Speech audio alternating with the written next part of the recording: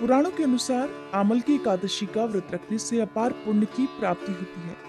कहते हैं कि जब सृष्टि का आरंभ हुआ था, तब सबसे पहले आंवले के वृक्ष की उत्पत्ति हुई थी। आंवले के वृक्ष को भगवान श्री विष्णु ने आदि वृक्ष के रूप में स्थापित किया है। मान्यता है कि आंवले के वृक्ष में भगवान श्री विष्णु का वास होता है। आंवले के वृक्ष को देव वृक्ष भी कहा जाता है और फाल्गुन मास के शुक्ल पक्ष की आंवला एकादशी, जिसे रंग भरी एकादशी और अमल की एकादशी भी कहते हैं, आंवले के वृक्ष को समर्पित मानी जाती है। इस दिन आंवले के वृक्ष की पूजा करके परिक्रमा करनी चाहिए। आंवले के वृक्ष के नीचे धूप दीप जलाना चाहिए। जो भी भक्त इस दिन उपवास रखते हैं, उनका उपवास बिना व्रत कथा के अधूरा माना जाता है। इसलिए आज की इस वीडियो में आप सुनेंगे अमल की एकादशी की कथा। शास्त्रों में मान्यता है कि अमल की एकादशी का व्रत रखने से भक्तों के अगले पिछले सभी जन्मों के पाप नष्ट हो जाते हैं और उनके पितरों का भी उद्धार हो जाता है। अमल की एकादशी की पहली पौराणिक कथा के अनुसार जगत के पालनकर्ता भगवान श्री विष्णु की विशेष कृपा से सृष्टि के आरंभ में ही आंवले के वृक्ष की उत्पत्ति हुई थी। श्री विष्णु जी की नाभि से ब्रह्मा जी की उत्पत्ति हुई थी।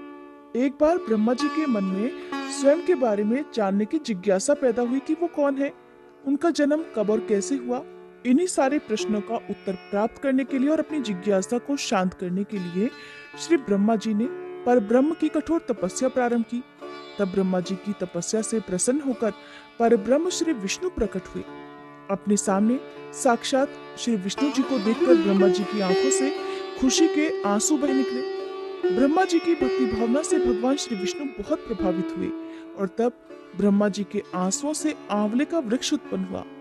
तब श्री विष्णु जी ने ब्रह्मा जी से कहा कि आपके आंसुओं से उत्पन्न आंवले का वृक्ष और आंवला मुझे अत्यंत प्रिय रहेगा और अमल की एकादशी के दिन आंवले के वृक्ष की जो भी व्यक्ति पूजा करेगा, उसके सारे पाप नष्ट हो जाएंगे और उसे अंत में बैकुंठ धाम की प्राप्ति होगी। दूसरी पौराणिक कथा के अनुसार धर्मराज युधिष्ठिर ने भगवान श्री कृष्ण से कहा कि हे मधुसूदन, आप मुझे फाल्गुन मास के शुक्ल पक्ष की एकादशी का नाम और महात्म्य बताने की कृपा कीजिए। तब भगवान श्री कृष्ण मुस्कुराते हुए कहने लगे, हे महाभाग धर्मनंदन, फाल्गुन मास के शुक्ल पक्ष की एकादशी का नाम आमल की है। इसका पवित्र व्रत श्री विष्णु लोक की प्राप्ति कराने वाला है। एक समय राजा मानधाता ने भी महात्मा वशिष्ठ जी से इसी प्रकार का प्रश्न पूछा था, जिसके उत्तर में मुनि ने एक पौराणिक कथा सुनाई। इस पौराणिक कथा के अनुसार अतीत प्राचीन समय में चित्रसेन नाम का एक राजा था। राजा चित्रसेन बहुत ही धार्मिक प्रवृत्ति का और न्यायप्रिय था। वह भगवान विष्णु का भी परम भक्त था। राजा नियम से भगवान विष्णु का व्रत और पूजन किया करता था और अमल की एकादशी का व्रत भी श्रद्धा और निष्ठा से रखा करता था। उसके राज्य में भी सभी लोग राजा का ही अनुसरण करते हुए एकादशी का व्रत और पूजन किया करते थे। एकादशी व्रत के प्रभाव से राजा के राज्य में चारों ओर खुशहाली थी। किसी को किसी प्रकार का कोई दुख या भय नहीं था। एक बार राजा अपने सहयोगियों के साथ वन में शिकार करने के लिए निकला।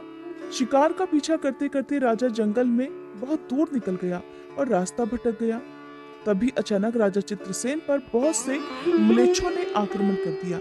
अचानक हुए इस आक्रमण से राजा हैरान रह गए। उन्होंने डटकर उन म्लेच्छों का सामना किया, परंतु राजा अकेले थे और म्लेच्छों की संख्या बहुत अधिक थी। उनसे युद्ध करते करते राजा थक गया और अचेत होकर गिर पड़ा। म्लेच्छों को लगा कि उन्होंने राजा चित्रसेन का वध कर दिया है, किंतु ये उनकी भूल थी। जब वे राजा की ओर बढ़े, तभी राजा के शरीर से एक दिव्य ज्योति प्रकट हुई और उसने पलक झपकते ही सभी म्लेच्छों को मौत के घाट उतार दिया। म्लेच्छों से राजा की रक्षा करने के बाद वह दिव्य ज्योति पुनः राजा चित्रसेन के शरीर में ही समाहित हो गई। कुछ समय के बाद जब राजा चित्रसेन को होश आया, तब उन्होंने देखा कि उन पर आक्रमण करने वाले सभी म्लेच्छ यमलोक पहुंच गए हैं। तब उन्हें बड़ा आश्चर्य हुआ। राजा के मन में प्रश्न आया कि उसकी रक्षा किसने की और इन म्लेच्छों को किसने मारा। तभी एक आकाशवाणी हुई कि हे राजा चित्रसेन, तुम एक सच्चे भगवान विष्णु के भक्त हो। तुम्हारे अमल की एकादशी व्रत के प्रभाव से तुम्हारी रक्षा करने के लिए ही तुम्हारे ही शरीर से वैष्णवी शक्ति प्रकट हुई और उसी ने इन सभी म्लेच्छों का संहार कर दिया। तब राजा ने पूछा, हे देव, मुझे बचाने वाली वो वैष्णवी शक्ति अब कहाँ है? मैं उनका आभार प्रकट करना चाहता हूँ। तब राजा को उत्तर मिला कि हे राजन, वह वैष्णवी शक्ति तुम्हारे ही शरीर से प्रकट हुई थी। अब वह पुनः तुम्हारे ही शरीर में विलय हो गई है।